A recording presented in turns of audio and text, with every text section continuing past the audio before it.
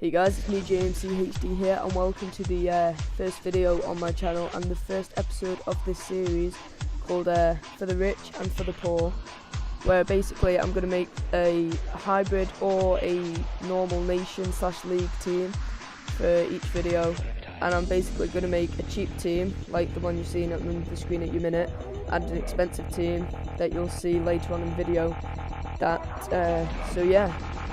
So for this first episode, I've decided to go with a Bundesliga / Russian League hybrid. 5-2-2-1 is the formation. This formation is very good if you're not so solid at the back, and considering in both teams we have some great defenders, you shouldn't be conceding too many goals. Starting off in net, we have the upgraded Adler, who's got some really decent stats, with 87 diving and 83 positioning and 86 reflexes, and looks like a pretty good keeper overall. 3 centre backs are players that most people will use before, with Boateng, Naldo and Santana, all from the Bundesliga, 2 Brazilians and 1 German, and you all know how solid they are at the back, so there's no need to go on about them. At the right wing back position, we have a player that most of you will not have used, but is one of the best Russian League right backs in the game, and that is Fernandez. He's basically there to just link up the play and get in the Russian League started. In the first centre mid position on the right hand side, we have Karlov from Spartak Moscow to link up with Aidan McGeady at right forward, who has 5-star skills and 91 pace, and I'm pretty sure everyone knows about him. And at strike we have someone who is an absolute tank, Ike, with 90 pace and 78 shot as the highlight, along with 77 dribbling and 72 heading. Moving on to the second half of the team with the Bundesliga side, we have Gundogan at the left mid-hand side, who is an absolute beast on this game. I've used him before in other squads, in another Bundesliga squad, and he was just amazing. I had him next to the likes of Schweinsteiger, and in some games he was outshining him, which he shouldn't really be because he's an 80 rated, but he just has some hidden stats in game, and looking at his card now, he actually has some pretty decent stats. And at the left wing back position we have Alaba, who is, in my opinion, the best left back in the Bundesliga, and has got 2 informs, which you can go for in the rich side if you have a lot of coins on Ultimate Team. And then finally, to finish off the team, we have the left forward. I'm not too sure how to say his name. It's like Gross Coops or something. Not too sure, but he's basically there to get the 9 chemistry off Gundogan, because they are both German and both play in the Bundesliga. So we'll move on to the rich team. Okay, so this is the rich team for today's episode. And as you can see up there, it costs 1 million coins, and nearly on 1,100,000 on the Xbox, and just over 1,300,000 on the PS3. So quite an expensive squad. So not many people will be able to afford it, but if you don't want to make this team, you can just take out a couple of them forms. Barus, as his normal card, is a striker. Although you could always get his second inform if you don't have enough coins for his first inform if you don't have enough coins for his second inform.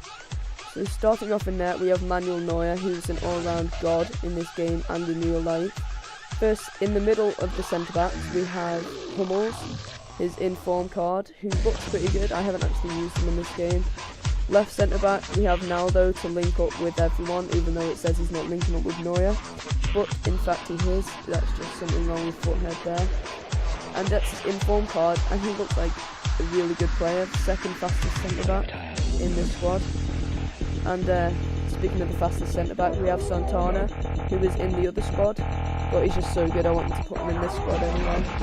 Right wing back, we have the same right wing back, because I was going to put Dani Alves there, but then I remembered that he wouldn't give Jusili the full chemistry in the centre mid spot, so I had to stick with him, because basically the right back from Angie is pretty much terrible, and you wouldn't want to use him, or I don't think you would anyway.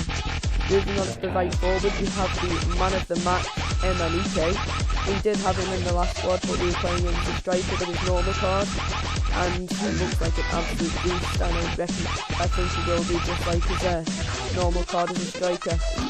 That striker for this squad, we have another Spartak Moscow beast, Wellington, who is just as good as MNEK up front. If you have them two up front, you've just got a beast squad sorted right there. Left forward, we have, I think, the most expensive player on this team. Yeah, he probably is. And that is second in form Roos, who is normally quality as a striker, and I believe he's just as good as the left forward, probably better as he is playing as an attacking role, and he has just got amazing stats on his card and in game. On the left centre mid, we have Leitner, who is there mainly to link up with Roos, but it actually looks like a great card, just like you see two great silvers in this squad. And to wrap it all up, at left wing back, we have the second in form Alaba, who has some great stats, and if he's anything like his normal card, he's going to be amazing, and he should actually be really improved, as this is his second in form, and it's got up 3 ratings from his normal card. So I'll see you later with the main people from these squads. Okay, so welcome to the part of the video where we compare or look at the best 2 players from each team, and we're starting off with the rich squad, and I have chosen the 2 highest rated players, which won't always be the case. It will normally be the players who I think will perform the best. And from the squad, we've chosen the in-form Hummels and the second in-form Roos. Both are from Dortmund in the Bundesliga and are both German. Now, first let's look at their base stats that it says up there. They are both 86 rated. On the PS3, Hummels goes for 250,000 coins and Roos goes for a whopping 440,000. On the Xbox, Hummels goes for about 200,000 and Roos for about 350,000. Hummels is 12 centimeters taller than Roos, coming in at 192 centimeters to 180, which you expect from a defender for them to be taller. Hummels has a medium work rate, as does Roos, which I thought Roos would have had a high or low defensive, a high attacking and low defensive, or at least a high attacking, as he's a very attacking minded player in game anyway, at least that's what I think. Roos has 4-star skill moves and 4-star weak foot, whereas Hummels has 2-star skills and 3-star weak foot, but that doesn't really matter from the centre back with their skills. Roos has 438 total stats, which is 3 more than Hummels, only 3 more. Roos has 92 pace, 89 shooting, 79 passing, 88 dribbling, 49 defence, and 62 heading, compared to Hummels' 66 pace, 59 shooting, 78 passing, 70 dribbling, 87 defence, and 86 heading. Now moving on to the physical stats.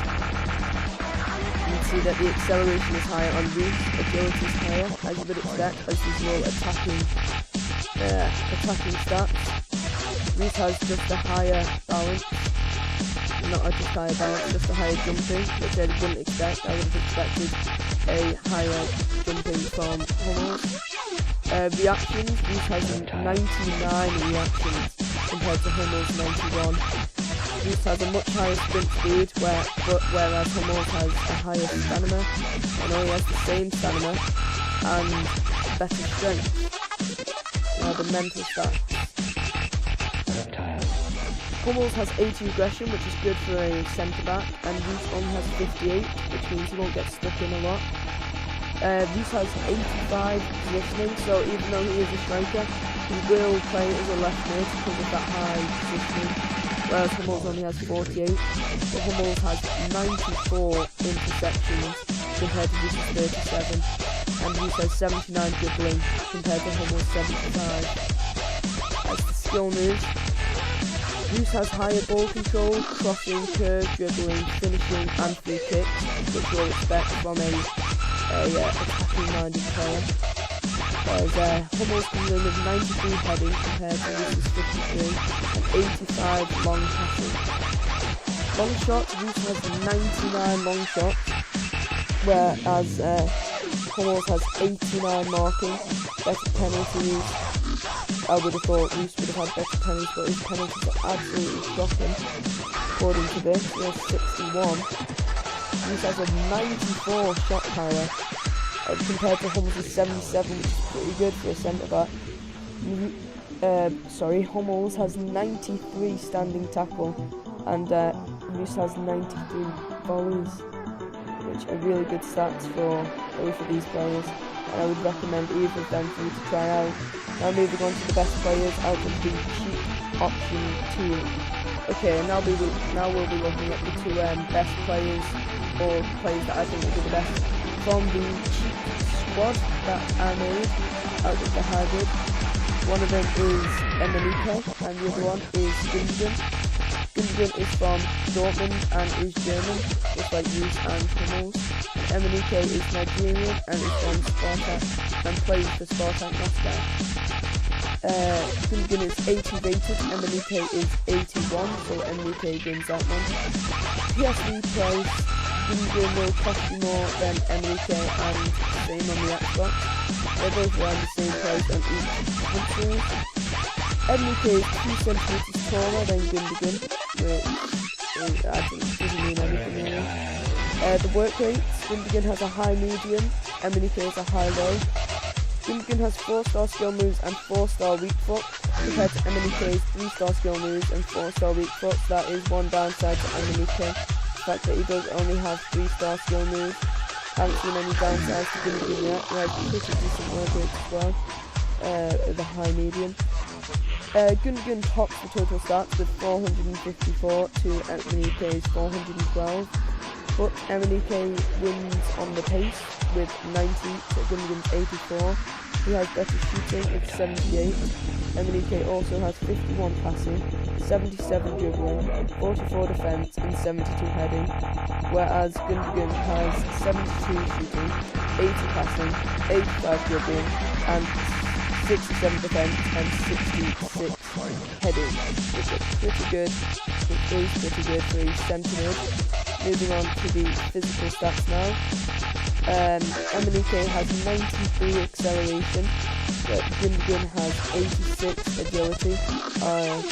Emenike has 89 balance compared to Gundogan's 83. Emenike's strength is 94. And he also has 81 stamina, 88 sprint speed and 84 reactions. So Emenike pretty much dominates Gundogan on the physical category. Mental stats though are even, 2-2, as Emenike has 70 aggression. I thought that would have been a bit higher, seeing how aggressive he is in game and how big he is, compared to Gundogan's 68. And he also has 77 positioning compared to Gundogan's 76. Gundogan has 75 interceptions compared to Emenike's 15, and Gundogan also has 81 vision compared to Emenike's 56. On the skill attributes, Gundogan wins the first one with 83 ball control, 72 crossing, 74 curve, 86 dribbling, and Emenike has 85 finishing compared to Gundogan's 64. Gundogan has 75 free kicks compared to Emenike's terrible 41. Heading, they're both pretty terrible, where they're both into 60s, which, I don't know, is not very good for a striker, but you don't really expect too much from a centre mid. Long passing, Gundogan has 80 passing, so he can play the passes up to the striker perfectly. Emenike has 84 long shots, and they both pretty much have terrible marking. Penalties, they're drawing on 66, which is not very good. Short passing though, Gundogan is pretty much way better with 84, and what is passing starting is called 80. So Gundogan looks like a pretty solid passer of the ball.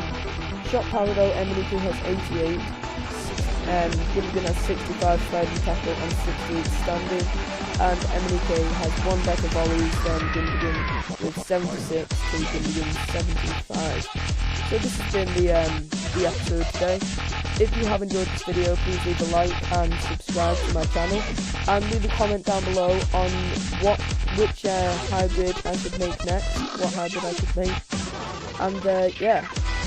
Hopefully, if you comment, the chances are I will make that squad. And if you want to see a comparison between the rich and the poor of them squads, then yeah, just leave a comment and tell me what you want, and I'll do that. See ya. See you later.